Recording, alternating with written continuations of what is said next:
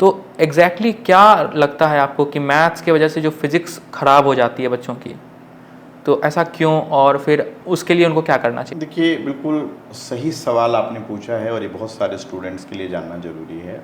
Actually में medical line के अंदर जो 95% बच्चा मैं कहूँगा वो मैथ खराब होने की वजह से ऑप्ट कर लेता है, क्योंकि उसको लगता है कि रिलेटिवली मेरी बायो आसान है, तो बायो समझ में आ रही है, साइंस समझ में आ रही है, तो मैं मेडिकल बन लूँगा। तो एक तो ये चीज़ है। अब प्रॉब्लम क्या होती है कि पहले मैथ अकेला मैथ होता था, आपको उससे लड़ना होता था। अब फिजिक्स के अंदर मैथ तो है ही है, साथ के साथ लैंग्वेज और आ जाती है। तो पहले तो फिर भी मैथ अगर आप अकेला लड़ते तो फिर भी समझ में आ जाता, क्योंकि मैथ मुझे याद है, आपको एक एग्जाम्पल होता है, उसी के 10 एक्सरसाइज होते थे, क्वेश्चन होते थे, वो हो जाता। यहाँ पे रूप बदल बदल के क्वेश्चन आएंगे।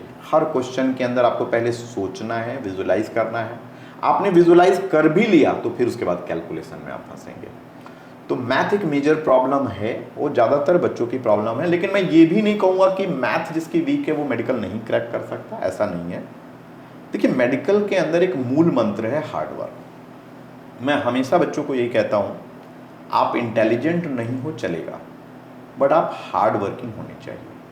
सच्चाई ये है, जिन बच्चों का सिलेक्शन नहीं होता है, चाहे वो कोई भी हो, 100% अपना नहीं देते का, और ये बच्चे बेईमानी करते हैं।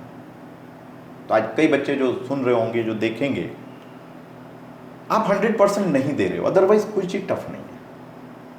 100% क्या, बच्चा 10% देता है। अब होता क्या है कि जो कमजोर है, कमजोर क्यों है? क्योंकि उसने मेहनत नहीं किया, चलो इंटरेस्ट नहीं था, बट जब ये यहाँ आता है तो वो जो 100% मेहनत देनी चाहिए, 8 घंटे 10 घंटे पढ़ना चाहिए, वो नहीं करता है।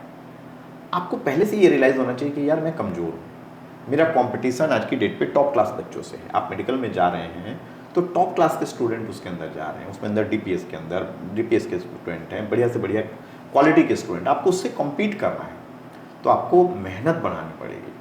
तो जो बच्चे इस बात को समझ जाते हैं, वो मेहनत करते हैं, वो सक्सेसफुल हो जाते हैं। ज़्यादातर बच्चे इस बात को नहीं समझ पाते हैं, तो वो सक्सेस नहीं हो पाते हैं। मैथ हर्डल नहीं है, सब सॉर्ट आउट हो जाता है। मेहनत जरूरी है, वो मेहनत नहीं हो पाती है। हाँ, शुरू में अनकंफर्टेबल लगता है। फिजिक्स जैसा सब्जेक्ट जब बच्चा कमजोर होता है तो उसको अच्छा नहीं लगता है, टाइम लगता है। हो सकता है कि एक अच्छा बच्चा एक क्वेश्चन को 1 से 2 मिनट में कर दे, बट एक एवरेज या बिलो एवरेज बच्चा जो है उसको 10 मिनट लग जाते हैं, 15 मिनट लग जाते हैं, वो फ्रस्ट्रेट हो जाता है। अब क्या किया जाए? इसका सॉल्यूशन तो है नहीं। अगर आपको डॉक्टर बनना है तो भाई अब 10 मिनट 15 मिनट लग रहा है तो कोई भी टीचर दुनिया का उसको आपको बहुत जल्दी नहीं करा सकता। वो एक फेज है, उससे आपको पास होना ही पड़ेगा। तो बच्चा धीरे धीरे गिव अप करने लग जाता है, छोड़ने लग जाता है सब्जेक्ट, क्योंकि नहीं, मेरा टाइम वेस्ट हो रहा है। अरे तुम अपनी मेहनत बढ़ाओ ना। अगर एक अच्छा बच्चा 8 घंटे पढ़ रहा है तो आप 12 घंटे पढ़िए, तभी तो आप उसको कोप अप कर पाएंगे। तो यही एक मेजर प्रॉब्लम है। बच्चा इस बात को जितना जल्दी समझ लेगा उतनी जल्दी ये समस्या दूर हो जाएगी, क्योंकि एनी हाउ अब आपको करना तो है, या तो आप डिसाइड कर लीजिए कि नहीं करना है। तो जब आपको डॉक्टर बनना आपने डिसाइड किया है तो भाई फिर वही चीज़ होता है कि जब उंगल में सर दे दिया तो फिर काय का डर। तो 10 घंटे 12 घंटे पढ़ के ही आप इसको सॉर्ट आउट कर सकते हैं। आप प्रैक्टिस करके हो सब जाएगा। मैथ बहुत बड़ा हर्डल नहीं है, लेकिन आप उस ड्रीम को देखिए ना, जो ड्रीम आप देख रहे हैं, आप डॉक्टर बनना चाह रहे हैं। आप आज की डेट पे एक अच्छे डॉक्टर की, चाहे चलो आप फाइनेंशियल की बात करोगे तो उससे ज़्यादा कोई नहीं कमा सकता। तो जब आप उस तरह का ड्रीम देख रहे हैं तो आपका मेहनत भी उसी तरह का होना चाहिए।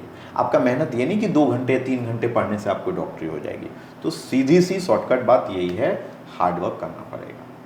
ये सब बाद में एक्सक्यूज बन जाता है कि मेरा मैथ कमजोर था, मेरा ये था, मेरा वो था। सच ये है कि हमको 10 घंटे 12 घंटे, जो कमजोर बच्चा उसको तो पढ़ना ही पड़ेगा, नहीं पढ़ेगा वो नहीं। मतलब उनको डिस्कम्फर्ट चूज करना पड़ेगा, उनको बोरिंगनेस चूज करना पड़ेगा बहुत ज़्यादा। देखिए, हमेशा सफलता त्याग से आती है। बिना त्याग किए हुए आप कंफर्ट जोन में रहेंगे तो फिर तो नहीं होगा। आपको अपना कंफर्ट जोन हटाना पड़ेगा।